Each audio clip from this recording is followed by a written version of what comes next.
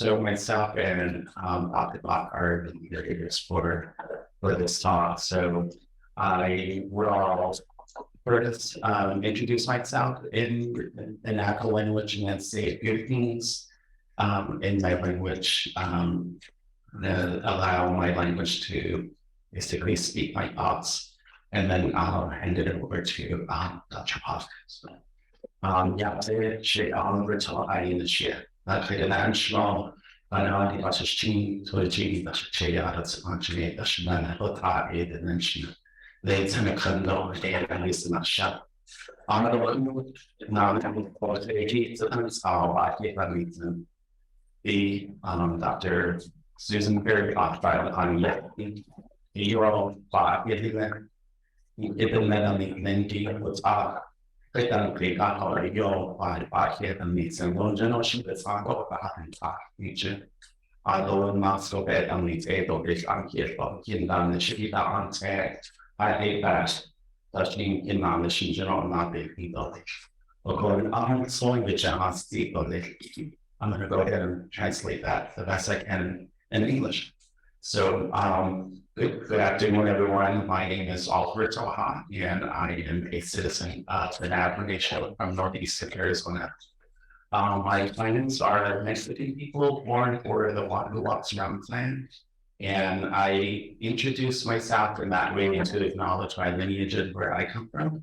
And I am from a small community, a small town called Round Rock in eastern Arizona. I basically said that, it's very important to, in my culture and most indigenous cultures, to provide a space in the beginning at the end to a positive space. And so that was the purpose of why I stated what I said in Navajo. Would like to request that you all give your positive energy to Dr. Faircloth as she conducts her presentation. I did also indicate that she is coming from a good place. She's a mother and a great indigenous scholar. And she's going to be speaking the wisdom of her ancestors. She's going to be teaching you all things that she has learned from her grandparents and her parents.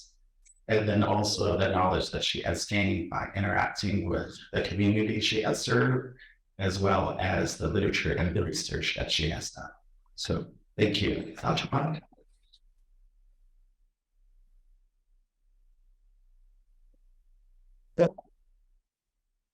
All right, thank you, Dr. Bach, and welcome to everyone here, face to face and online for this very exciting talk that will happen by Dr. Faircloth. I just wanted to let you know we do have a reception afterwards, so please enjoy and partake. But just to let you know, the 2023-24 Dean's Distinguished Speaker Series aims to facilitate conversation with preeminent scholars in education on publicly engaged research for social justice. The Speaker Series builds on our historic and current University of Illinois efforts related to community and public engagement and the increasing expectations of addressing issues of diversity, equity, and inclusion in schools, workplace, and our general society.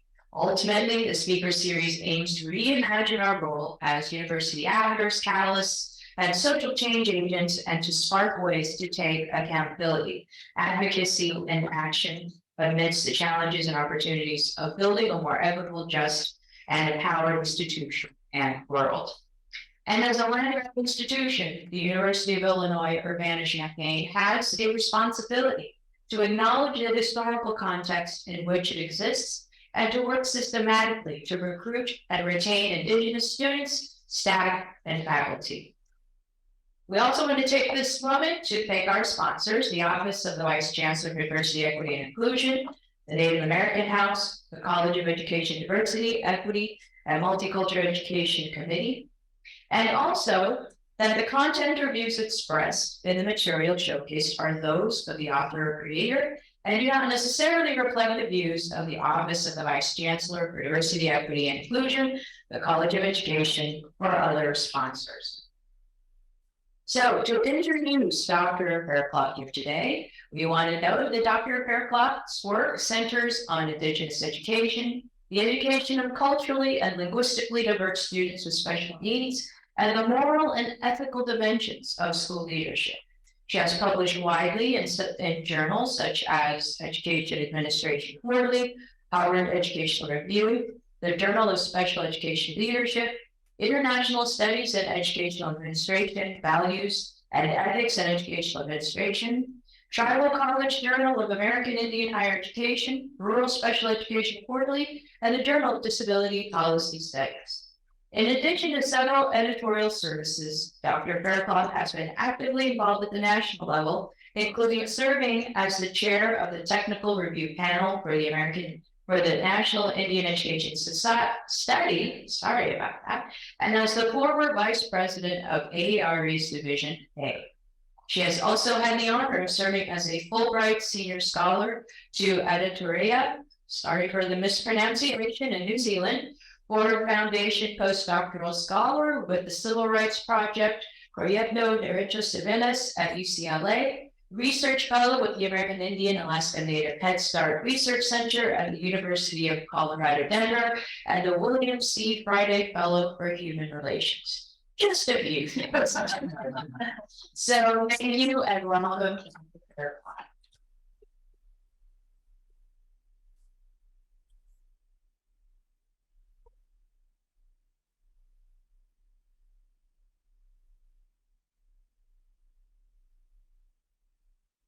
You see me, I'm really short.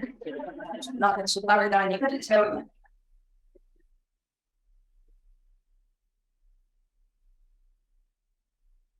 You all hear me. Good afternoon. I said to the two people introducing me that they didn't have to read the whole bio. It just makes me feel old. That's all I'm saying. I already don't sleep a lot. But good afternoon. I am Susan Faircloth. I am joining you here from Fort Collins, Colorado. Today, I'm from North Carolina. My parents just left yesterday morning, and so my southern accent comes out at the old doors when I spent a week with my parents and my sister. So I want to apologize for that. I'll just tell you, when I'm tired and when I spend time with them, it comes out with full force.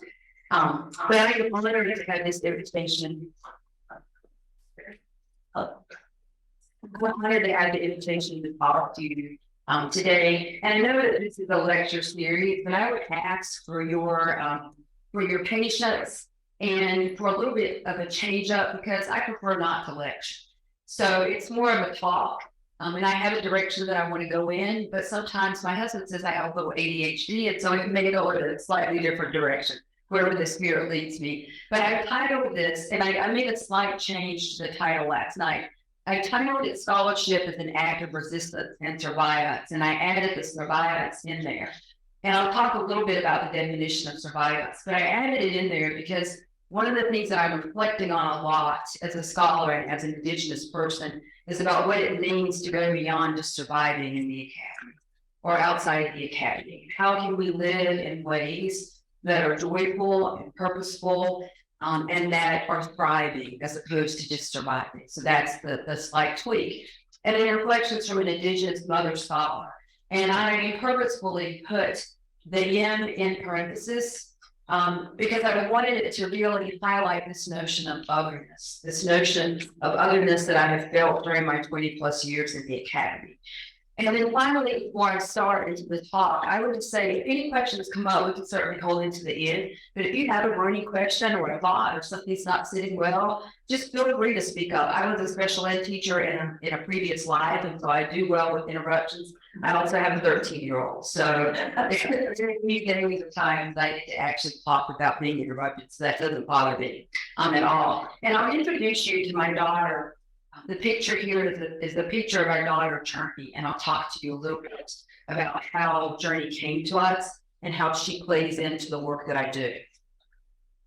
And hopefully we can get the clicker to work correctly. The mouse here, just open. Now you have to shut my head. I'm at the lake. Anyone assistance? following it, but it's just not the movie. Yep.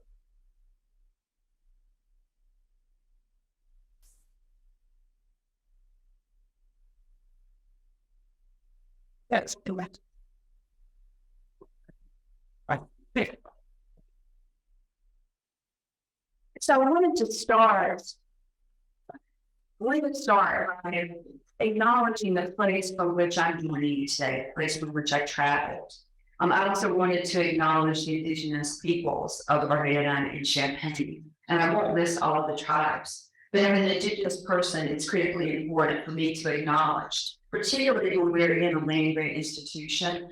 Oftentimes, the story of a land grant institution begins with the telling of the Rural Land Grant Act and of Abraham Lincoln's role in establishing land grant institutions. But it's critically important for us all to acknowledge and remember that there was a history that predates Abraham Lincoln.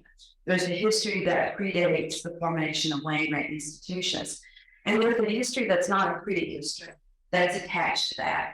And so the place that I'm visiting you from is Fort Collins, Colorado. Beautiful, gorgeous place. 5 years ago, my husband, Lee, myself and our daughter, Journey, who was then 8, moved from North Carolina to Colorado. And here's the story of Journey and how it relates to this particular land and a land grant institution. 13 years ago, we were trying really hard to adopt a child. And we had been trying for a year. And during the week that our daughter was born, we had 3 failed adoptions in 1 week.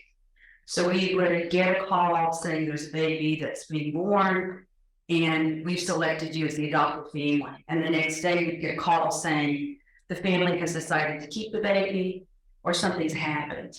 And so on a Friday night in January of 2010, I said to my husband, I'm done. I will just have to be an auntie.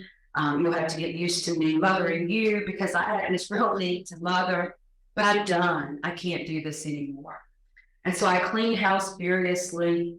And little did I know that I was nesting. The next morning at 10 a.m., we received a call that a baby was being born at that very moment. And we didn't know if it was a girl or a boy or what the gender was. We didn't know if the baby was healthy. All we knew is that an American Indian baby was being born. We were living in Pennsylvania. The baby was born in Oklahoma. And because of the Indian Child Welfare Act, which some of you may be familiar with, when an American Indian child is adopted, it goes through a process of where the tribe and the tribal members and family members have the first right to adopt the child. No one from our daughter's family or tribe stepped forward. And because I'm a tribally enrolled member, we were third on the line. Our daughter is Cheyenne and Arapaho from Oklahoma, around Enid, Oklahoma. I'm Kahari from North Carolina.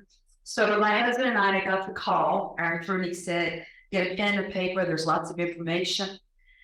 We laid in bed for an hour or so, and then we said, let's go get our baby. We boarded our dogs. We bought an airline ticket. We packed. We hopped on a flight. 6 hours later, we were in the air to go get our daughter. After I got stopped by the police for speeding in rural Oklahoma, which is not pretty, I'll just say, not that rural Oklahoma is not pretty, but a brown woman being stopped by police officers in rural Oklahoma is not pretty. After being stopped and a whole lot of other things, the next day we met our daughter. And so her name is Journey Celeste, our heavenly journey. My husband works for NASA, and it was a long journey to get her. 5 years ago, I had an opportunity to either go to Iowa State as the director of the School of Education or to go to Colorado State as the director of the School of Education. We chose Colorado. And when we got there, I was struck by the fact that Fort Collins and Colorado State University are built on the traditional homelands of the Cheyenne, the Arapaho, the Ute, and the Ute Mountain people. And so it was coming full circle, right? That we had the ability to raise our daughter on the traditional homelands of her people. And so when I talk about resistance and I talk about survivance, each day that I was at the institution, and I'll talk about this some as well, I left my faculty position 6 weeks ago on August the 17th, and I'm happy to answer questions about that. But while we were there, each day that I walked on that campus, that institution, which is located on the homelands of my daughter's people, an institution that was built on the backs of my daughter's people, an institution where my daughter's people were forcefully removed, relocated, displaced, and in many cases died in order for the Fort Collins to be established and in order for that institution to be established. My relationship with the academy is a contested relationship because when I'm in that space and I'm on that campus, I recognize I would not be able to do the work that I am most passionate about if it were not for the forceful removal and displacement, killing of my daughter's people.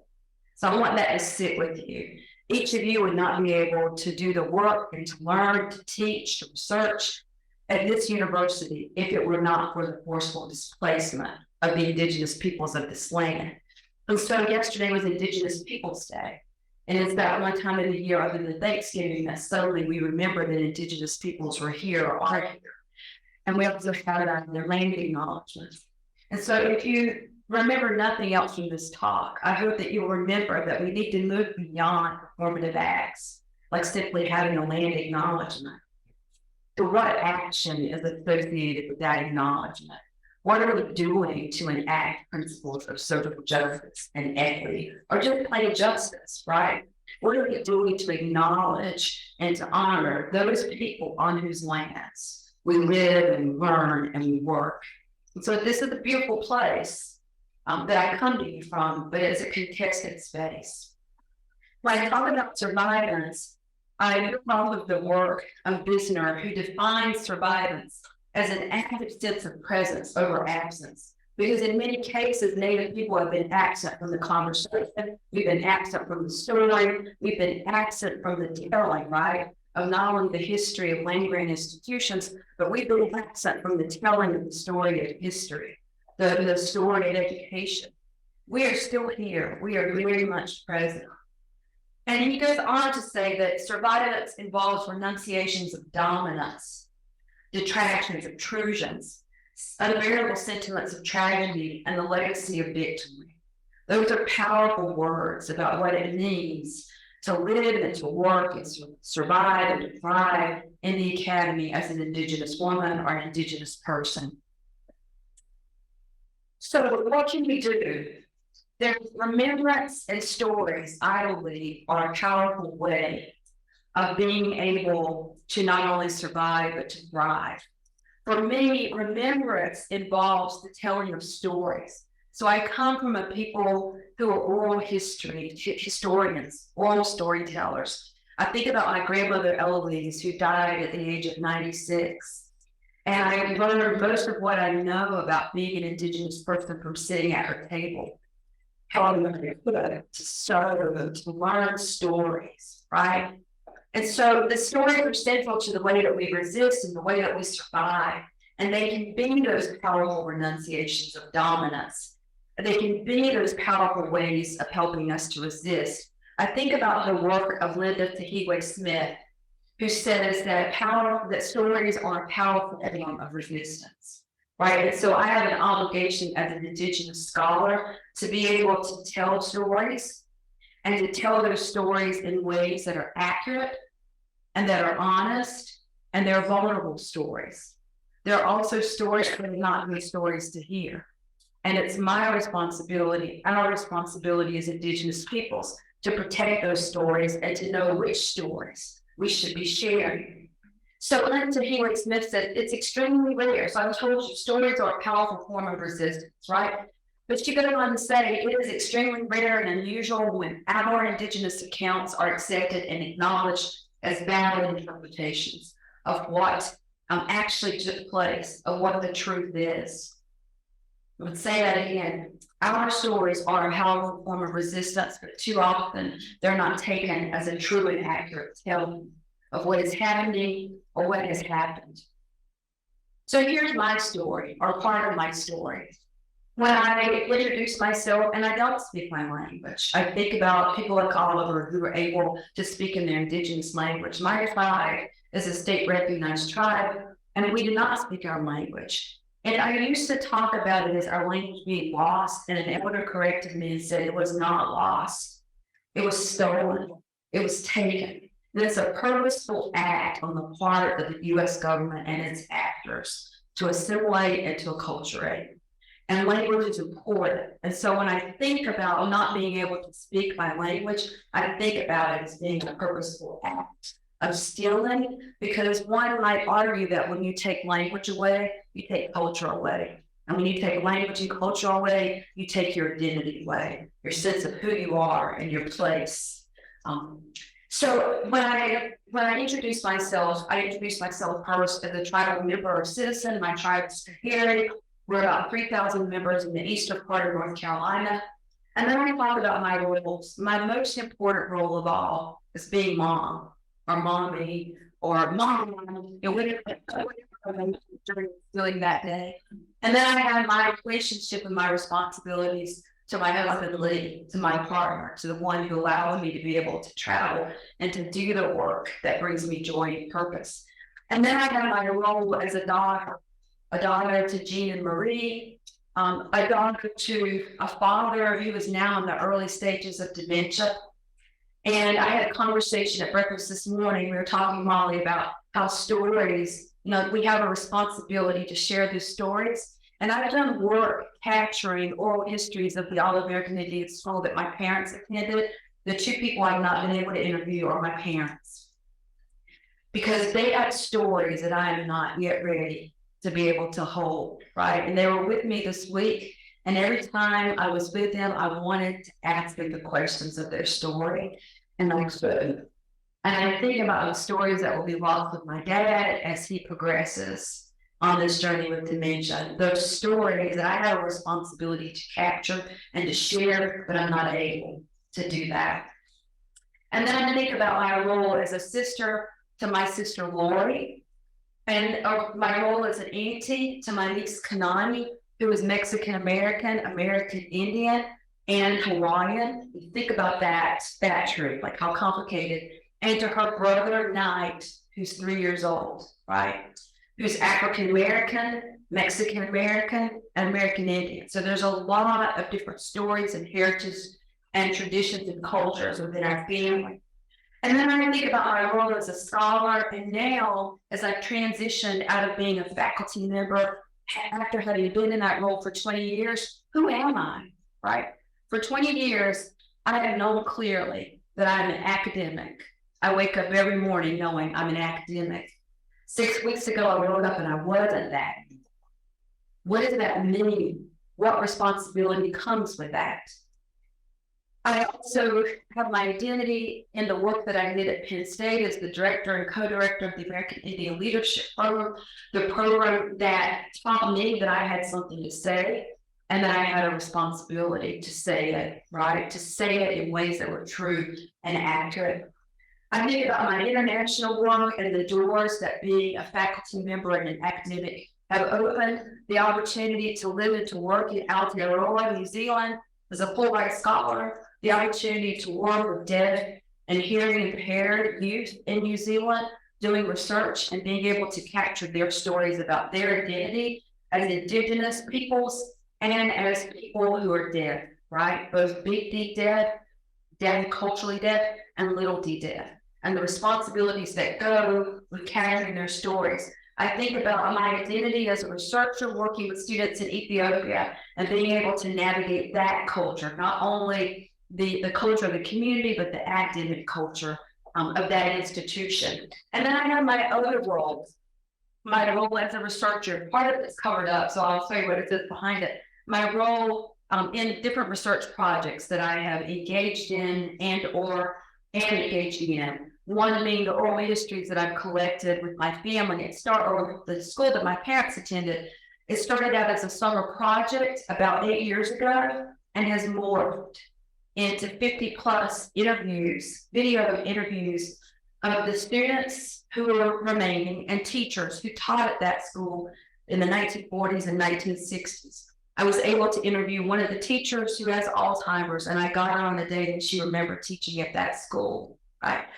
Powerful stories of resistance, powerful stories of being able to establish a school in that community. And when that school closed, it was devastating to our community because our community members said that was our school, it was our place, and they didn't have it anymore. It closed because they went to the state and said, we want the same resources that the white schools and the African American schools had. And the state said, we'll tell you what we'll do. We'll shut your school down and we'll integrate the schools. And so it was something that our community had fought for, and they lost it because they asked for equal resources.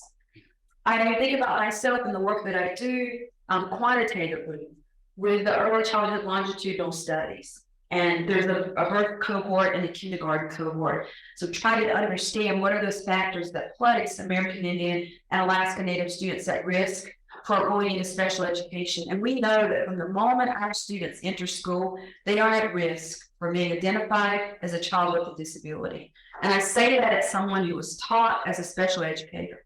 And I believe that we all can benefit from the principles of special ed. But I know from my daughter, who has a 504 plan because she has ADHD and other learning disabilities, I know that as one of 2 American Indian students in her school, that having a label as a child with a disability places her on a track that ultimately means she may not make it through high school, right? She will make it because she has parents who understand the system. But I think about those other children who don't have that voice and that advocacy and what those labels mean.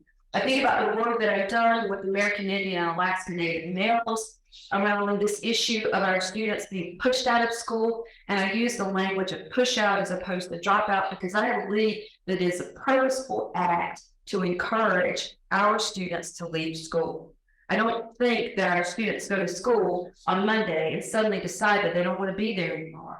There's a set of factors that are both community-based and school-based and individual-based that lead and encourage them to leave school. And then to work with the National Indian Education Study, where we're trying to understand the extent to which culturally relevant and appropriate teaching and learning impacts the educational environments and ultimately the school outcomes and life outcomes of American Indian and Alaska Native children. So those are my identities. Why do I do this work? And I wish you could see the picture on the side, but I do this work because of these people. I do this work first because of the individuals who are dressed up in the suits, right? They were members of some of the first cohorts of American Indian and Alaska Native students who went to Penn State in the 1970s as a part of the American Indian Leadership Program. They went there because we recognized that there was a lack of American Indian and Alaska Native teachers and school leaders, and that if we wanted our students to perform better in school, they needed to be able to have teachers and leaders who looked like and sounded like them and understood where they were coming from. And so these are individuals who've gone through there. There's Linda Warner, who was the past president of Haskell Indian Nations University. There's Jerry Gitt, who was the director of the American Indian Higher Education Consortium, which served private colleges. There's Leo Nolan, who led the Indian Health Service. And there are others in that picture, people who paved the way so that 20 years later, someone like me from rural North Carolina could go and earn a master's degree and a doctoral degree with no debt, right? And all that was asked of me was that once I graduated, I would give back.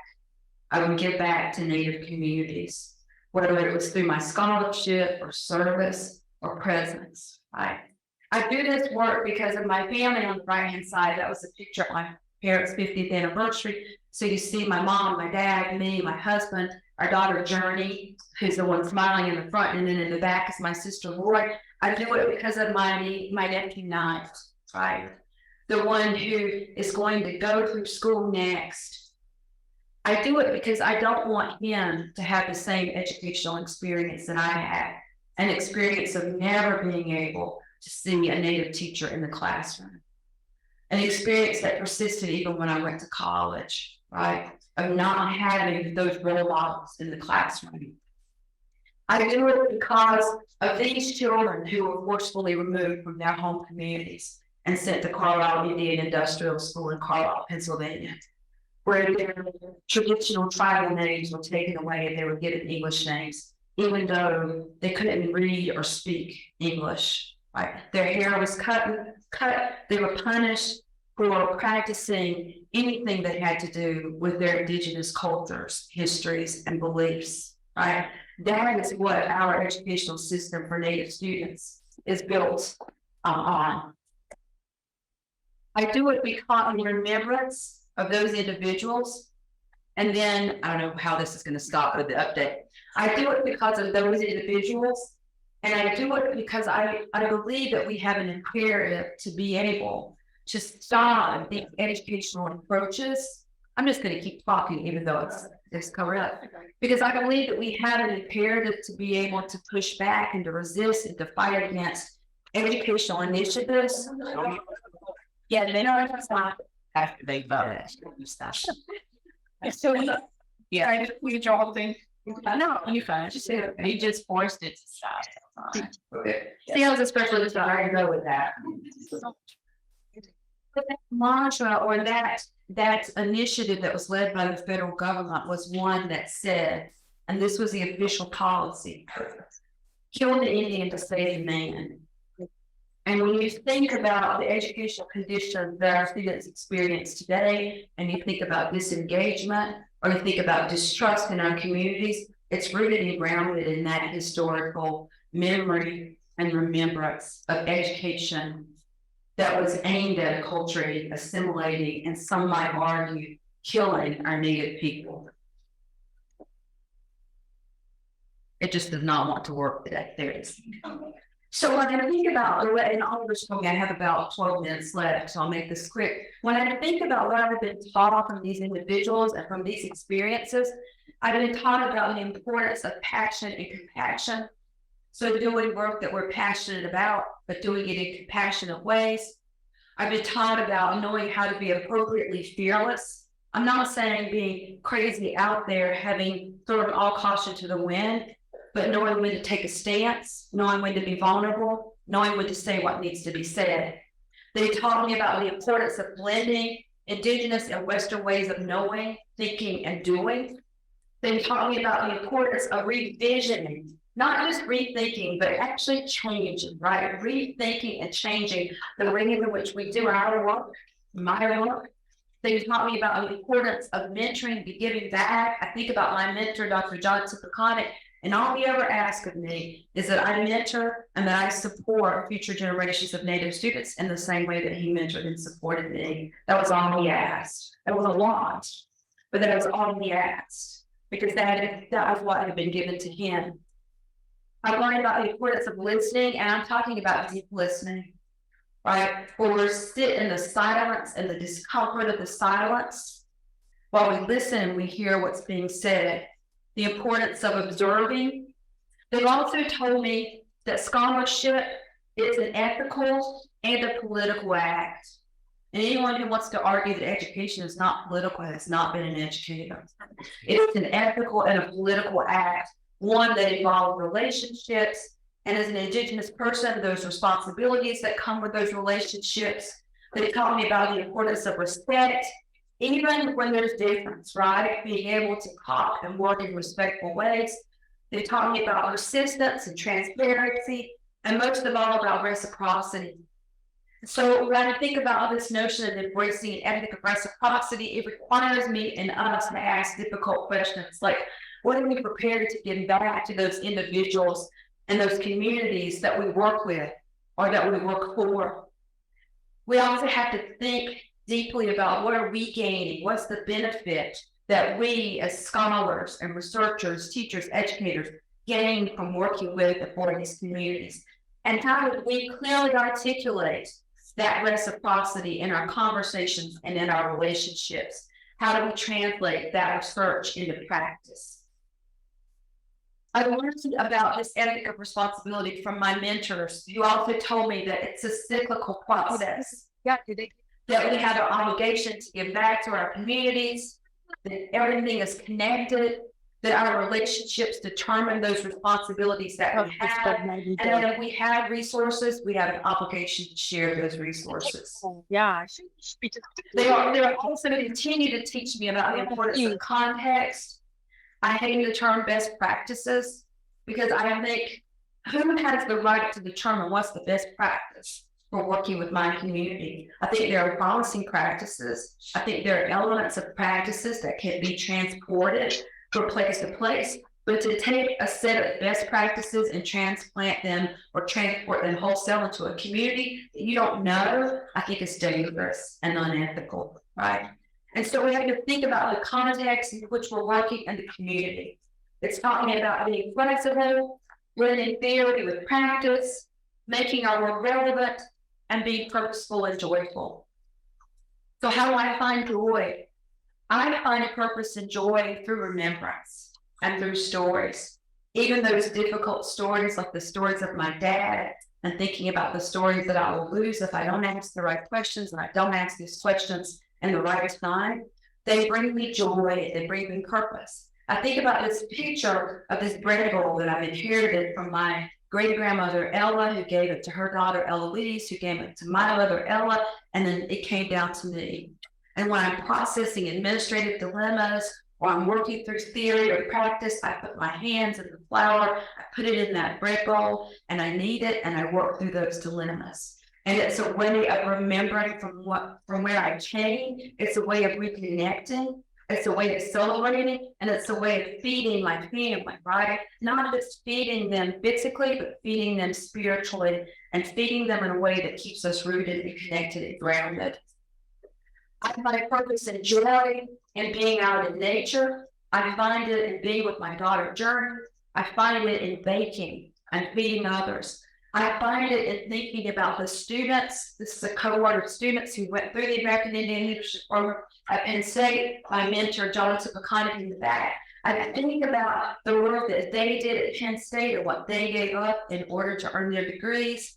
And all they were asked to do was to go back to their communities and to give back. I think about the work of President Barack Obama, who I know there are things that he did that everyone's not happy with.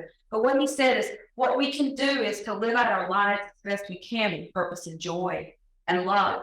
And we can use each day to show those that are closest to us how much we care about them, and we can treat others with kindness and respect that we wish for ourselves. We can learn from our mistakes and grow from our failures. You might think, what does this have to do with scholarship? I believe that there's a person behind every scholar, right? There's a story of Susan that's rooted and grounded in the food that I cook and the love and the joy that my daughter brings me, and in the choices I made about how to live out my life inside and outside the academy.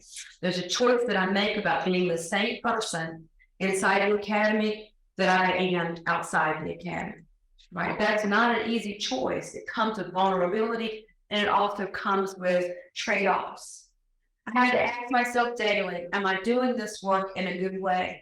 Oftentimes when we have meetings with other Indigenous people, we say, I'm going to offer this prayer, this blessing, or this song to get us started in a good way. I had to ask myself, am I doing this work in a good way? And I remember that there is so much to do because our native languages are disappearing. Our cultures are under attack. Our lands are being taken or damaged. Our children deserve our best. They deserve us the knowledge that we're doing this work in a good way. And so I had to ask myself the question, if we really want our work to positively impact policy and our practice, then we must critically rethink and re-envision the ways in which we approach and we engage in this work. And we must ask ourselves the question, so I'm almost at the end. We must ask about the stories that are being told in relation to Indigenous peoples. Are those stories accurate, and are they complete? How do we ensure that those narratives that aren't being shared are accurate? What stories are we purposefully failing to tell or erasing or omitting from the telling of our stories and our educational systems? What stories still need to be told? Who gets to tell those stories? I started out by saying every story is not your story, and everyone does not have the right or the obligation to tell those stories. Who gets to determine who tells the story? What story will we tell? And how will we tell those stories in a way that we're able to enact positive change? Because I'm not a storyteller because I like to hear myself talk. There's a message and there's a goal behind those stories. It's one of remembrance, right? And it's one of action. But we must also work to understand those contexts that we're teaching and living and leading and working in. We must think about the challenges that others are facing just to be on this campus, right? What is it like to be a red or brown or black person on this campus in this community?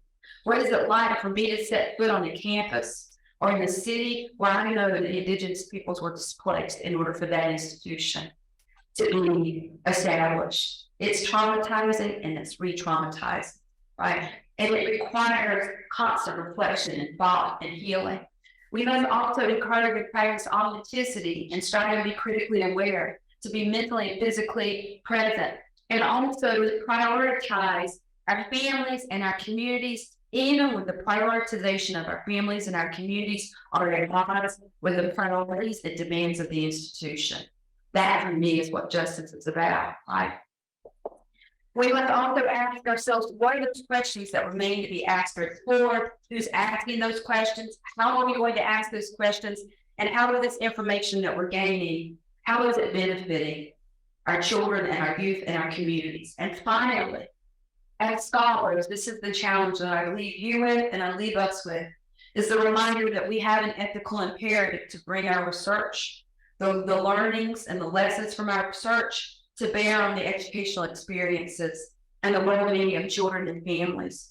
If we are doing this work only for a publication and the work only rests in a journal or a conference, then I would argue that we're engaging in educational malpractice, right? Because our work should have the goal of somehow changing our institutions, our organizations, our communities in good ways, not in bad ways. We should follow the Star Trek imperative, right? Of do no harm, right? We want to go places and we want to do good work, but not do it in ways that are harmful. So thank you for the opportunity to talk. I'm happy, I know we're almost at time or over time. I'm happy to entertain any questions. But again, I hope that you all will think about the importance of stories and how they play into the work that you do, and into finding purpose and joy in the academy. Thank you.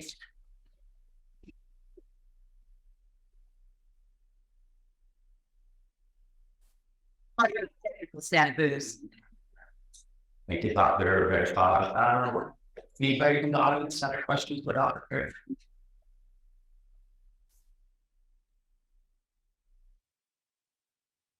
Well, first I wanted to get it, and my language can to say that I have to run it.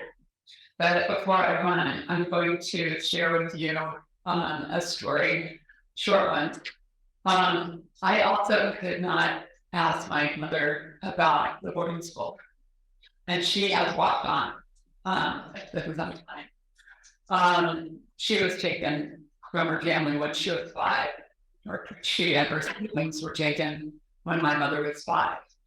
And they were placed in various schools in Oklahoma. As part of the strategy is to split out of the families at all costs, no matter what it takes. And ultimately they fall into the Chilocco. And my mother, her practice was to tell me a couple of funny stories about Chilocco or about her boarding school days. Little funny stories or things that happened between the children. And I never had it in me to ask her about stories. So she kept those to herself until she heard that. And I think for me, I'm pretty sure I understand your experience at the boarding schools.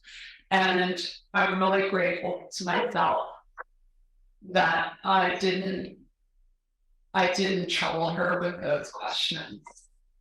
That was how I could show my respect to her and to her experiences as a little girl who spent her entire childhood in the Indian boarding schools of Oklahoma.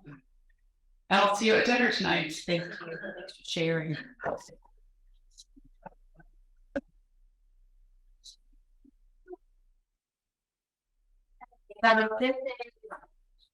a question I feel alarmed, right? Especially one of my is a 6-year-old compared to 13. Now, one of the things we're struggling with is that being in that space, right, of I guess deepening critical consciousness around a lot of these things, but then also this bringing in all the healing work and finding that space. Trying to translate that in a way that's digestible for my 6-year-old, right, and helping him to prepare for the world he's going to be walking into. Yeah, so existing in that space as like a scholar mom, and how do you reconcile that, and then also kind of like pass some of that down. That's a great question. I don't know that I do it well or that I have all the answers. So our daughter's name is Journey, as I said. We have always been very honest with her, probably too honest. We've always been honest with her. As the director of the School of Education at Colorado State, and I shared this story at breakfast this morning, I have had, and I'm not in that role anymore, I've had to figure out a balance, because today I could be at that school as the director of the School of Education representing the school, and tomorrow I'm there as Journey's mom. And so this is less about how I reconcile it with her, but how I reconcile it with the world around her. So I had to be very clear. Today I'm here as the director of the School of Education, and this is what you get. Tomorrow I'm here as Journey's mother. Journey's mother showed up very different than Dr. Faircloth, the director of the School of Education. Because as the director of the School of Education, I talked to you about theory and practice. I talked to you about the law. I talked to you about all the great things we're doing in the school. Tomorrow, as Journey's mom, I talked to you about the ways in which you're failing my daughter. And it's a very different language. And I'm here as her advocate. I'm here as the one who loves her most of all. And there's no holds barred, right? And so that's a balance that I've had to figure out. With Journey, we have really hard conversations, and sometimes she says, Mom, you need to just chill, right? She calms me down, and she said, if you do this, it will make it worse. And so we've had to figure out that language of what's acceptable for her, because there are battles that I want to fight that she's not ready to fight, and that's difficult. One of the first battles that we fought was she was in preschool, and of course it was Thanksgiving, and there was the 1 little, 2 little, 3 little Indian, and it was making headbands, and I had to go into the daycare and explain why that was not appropriate.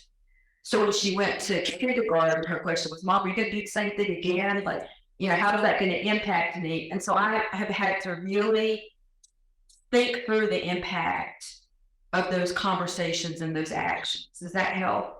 And try to give her the language, try to help her to have that voice to be able to call out what is not sitting well with her. And she knows justice and injustice when she sees it. And we talk through that. But there are days when I just have to rest with the fact that I didn't handle that well, that I'm not equipped to have that conversation with her, and she's not equipped to have it. So I don't know that helps, but I don't think there's a formula. I think and you have to trust your gut. I think about Tracy McMillan, who is a higher ed scholar, and she says, of all the people in the world, I trust myself. That there's never a question of what my gut is telling me, and should I listen to my gut? Other than my question. But I know, and so I have to filter it through that of, is this sitting well, and is it sitting well in my gut? And then I have to also trust Journey that she will tell me, Mom, you need to chill. This is not the appropriate time and place. I think our children are so much smarter than we give them credit, and resilient, and being able to listen to them. And I learned that we did interviews with high school students across the North and South Island of New Zealand about their experiences in school. And what they told us was, you talk to us all the time, but you don't listen. So we're not talking to you anymore if you don't take what we tell you and then act on it. So if you just want to talk, we'll sit here, but we don't trust that you will actually listen to what we're saying and take action on that. Does that help? No, I think it does. It speaks to how that's also a journey, right, for you and your child, right? Yeah, it's a journey you're taking together. Yeah. But being able to have those hard, I mean, we've had hard conversations about adoption and what it means. We had a conversation on Sunday about where she said to me, "Mom, my trust in humanity is gone." And I was like, what happened? I just took you to like this activity. Now you don't trust humanity anymore. She's like, well, there's killing, there's killing around the world, and there's anti-Semitism, and there's transphobia, and there's this and there's that, and the world is not a safe place. And I had to kind of hold her and say, you're right. And can we find some joy in the midst of that? And I was really struck by how at 13, she sees the world in a very clear way, scary way. Anybody else have a question? I can just speak without that's better than audio. So I really enjoyed your talk. There was every point that I viewed of this man, but the fact that you spoke about joy so much, I really appreciate it. Thank you. My question is about you decided to move away from the acting. Could you say more about that? Why and like how did you decide? Yes. Put me on the spot, Nancy. So I started director of the School of Education at Colorado State University 5 years ago. And in January the 13th, I stepped down as the director of the School of Education, and I went on leave. Part of my stepping down was I didn't feel that I had the support we had a School of Education within a larger college of health and human sciences, and I didn't feel that my leadership was supported. I've been honest about that, so it's not talking out of school. And so I stepped down because I made the decision that I would not stay in a leadership role where I could not lead in a way that I felt was authentic and just. And I also recognize there's a lot of privilege that comes with being able to make that decision. And so I went on leave for the spring semester. The closer that it got to going back to the fall, the more I knew that I couldn't go back. It was not a place that was healthy for me. It was not a place that served me well. And it was not a place where I felt that I could live out my purpose and or that I felt joy. Again, there's a lot of privilege that comes with being able to make that decision. I have a partner who has a job, and I have other things that I can do. I stepped down as director of the School of Education. I made the announcement with the dean, with my boss sitting in the room, all of my faculty there. I explained to them why I was stepping down. I walked out in the hallway and I cried like a baby. My husband was in my office. He was there to support me. I cried because I loved that job. And I knew that was the place that I wanted to be able to affect change, and I wanted to be able to lead and to live and to work justly. But I couldn't do it. And I felt like a failure. And I cried. And then I went home and I baked. And I have not regretted that decision because it saved me. Because I went through 2 health scares. And I'll be very vulnerable with this. A health scare where I almost bled to death. Severe anemia. And the day that I went in the hospital, I had 6 meetings that day. And I said to my husband, I can't go to the doctor because I have 6 meetings. And he said, Susan, you need to cancel those meetings and we'll go. Because I privileged the leadership and I privileged the obligation and responsibility that I had over my own health. And then I had another health scare after that. I'm healthy now, but it was 2 things. Because I prioritized everybody else's self-care and taking care of them, and I didn't privilege Susan. Right? I was mad at myself. I was mad at myself because I didn't take care of me. And I was mad at myself because as a brown woman, and I tweeted about this, I was mad at myself as a brown woman because I allowed the academy to make me feel like if I didn't show up, I wasn't enough. I didn't read well enough. I wasn't strong enough. I wasn't smart enough. I wasn't all of those things. That if you read my bio, I am those things. But I allowed the academy to tell me a different story. And so when I stepped down, I cried and I baked. And I spent 6 months or a semester deciding what is it that I'm supposed to be doing. And when August came, I knew that that was not the place for me. And so I started a consulting business. Anybody needs editing, come my way. That just, yeah, shady plug. But to do everything, and I've gone through conflict mediation, so I've mediated some different conflicts, and doing things that bring me joy, right? And allowing myself that time to heal. Because as Dean Musa can say, leadership is hard, right? It's hard, not to speak for you, but leadership is hard. It is not for the faint at heart, right? And as an Indigenous person, leadership is not just hard work, but it is also hard work. I do it because I want the academy to be a different place than it was when 20 years ago I went to Penn State as the only American Indian woman in the entire institution. I think it's a faculty member. And the first American Indian woman in the 150 plus year history of Penn State to ever be promoted to tenure. I'm not saying that to pat myself on the back. I'm saying in 150 plus years, I am the only American Indian woman that that institution could ever keep and promote in tenure. That is less about me and more about the institutional structures that don't recognize the importance of us being there. And so I left, and it's both frightening and empowering. It's frightening because I gave up good money. I was telling the group this morning, I like shoes and I like to shop, and I don't like having those resources. But what I gave up in exchange, what I got in exchange was the freedom to be able to recreate who Susan is, the freedom to be able to say yes to the things, the academic work that brings me joy, and the freedom to be able to say no to the things that divert me from what my purpose is. And is that scary? Yes. And I recognize the privilege, and then Oliver's telling me it's time to stop. But what I would say though is, I'm not encouraging, I don't want it to be misconstrued as I encourage anybody to leave the academy. I think, and I said this at breakfast, I think that when people like me leave the academy, it served the purpose to harm the academy, because it allows the academy to continue engaging in practices that are not just, that are not ethical, that are not inclusive. And it also lessens the opportunity for change.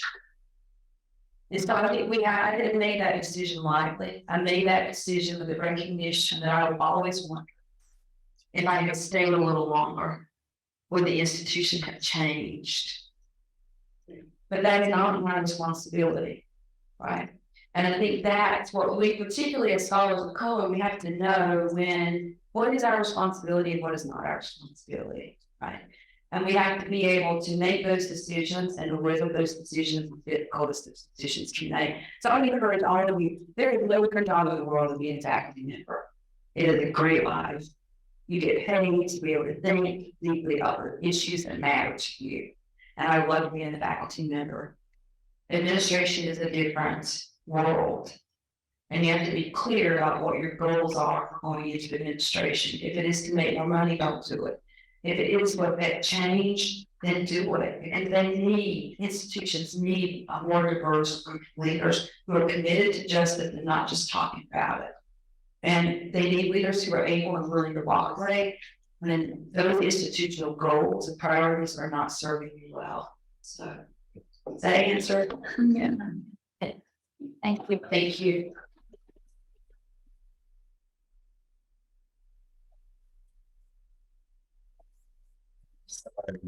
Able to see at if there are questions on the people that are online, but yeah. One question, Okay. send it to you. We can respond. Oh, thank you. And they made it enemies. We believe that you can't just cut off somebody in the middle. When you do that, you cut off their thought process. So it's important then to allow subjects to say what you need to say. I'll go ahead and intro quickly. Because I think that there's a good takeaway for me was that, stories are very important. And one of the individuals I want to cite is, his name is Thomas King. I've been reading this book, and he said, be careful how you tell stories, and watch how stories are told to us. Because once we share stories, we can't call them back. They are loose in the world. So I leave with you with that, and then I'll just close in Navajo. And then I just want to also mention that the reception is going to be no Larry Burns. So again, at Dr. Faircloth, I'm Jane Yaki from Tala, anything. General, it's fine, all like Ado, General Shane or go, we can't not other boon, Nisi, Clay, Gishi, Nikito, and Sada, like he install back at the needs and not especially, time. And cannot that they take or they don't get we can state. So I just mentioned that. Thank you for being here. We will take your wisdom and your stories with us and do great things with our jobs and the work that we do. Thank you.